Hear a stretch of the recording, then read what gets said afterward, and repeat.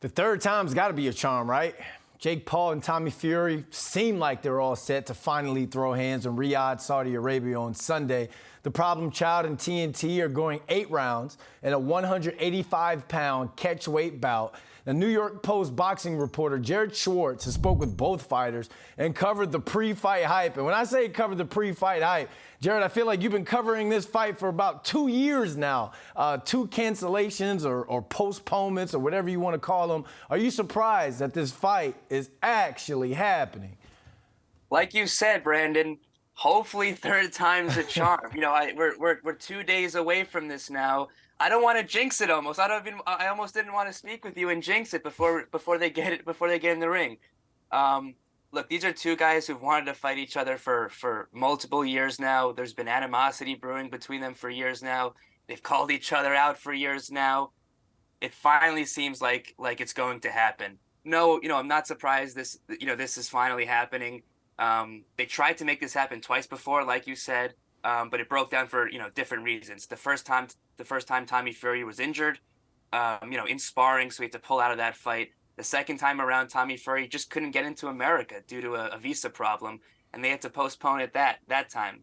It seems like they have a venue, they have a time and a place and a card. Finally, these guys are going to get in the ring and put their long lost words, where it belongs. All right, let's get into the fight. How does Tommy Fury, or the guy, as my friend calls, the guy from Love Island, how does he win this fight? No disrespect, Tommy. In speaking to Tommy, it's pretty clear he does not respect Jake Paul's boxing ability. He made it clear this guy's fought YouTubers, he's fought NBA players, he's fought MMA fighters, but he hasn't fought a boxer and he hasn't fought me. Tommy Fury thinks he's got way more of a boxing acumen, and as you said, he's got way more in his locker than him, in terms of his jab, his punch, his movement, his footwork, his boxing IQ inside of the ring. For Tommy Fury, for his success, he's got to keep this as much as he possibly can as just a boxing fight. Not personal, no distractions outside of the ring. We saw in the introductory press conference, Jake Paul is trying to make side bets around the fight and, rile Tommy Fury up. That's what Jake Paul wants, and, that's what Tommy Fury wants to avoid. He is the better boxer. He's the more experienced boxer. He's the more accomplished boxer. If it stays to just a boxing fight, it should be his fight. All right, if it stays to just the boxing fight, but Jake Paul has shown that the man can throw hands. The man can throw hands. So if it does stay just a boxing fight, a boxing match, how does Jake Paul pull this off?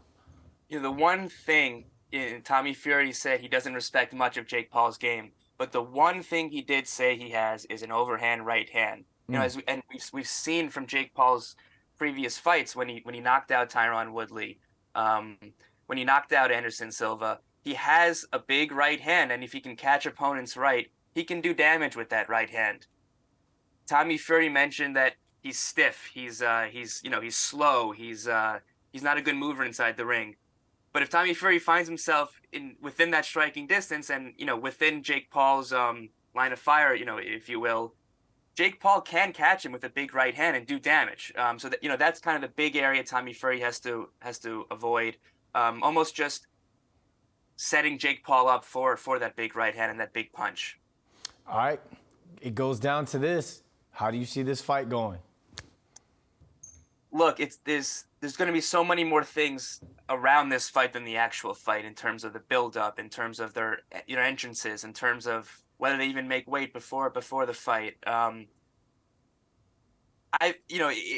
Tommy Fury should win this fight. He's like I said, he's the better boxer. He is a boxer. But Jake Paul, as we've seen, has defied the odds, throughout his career.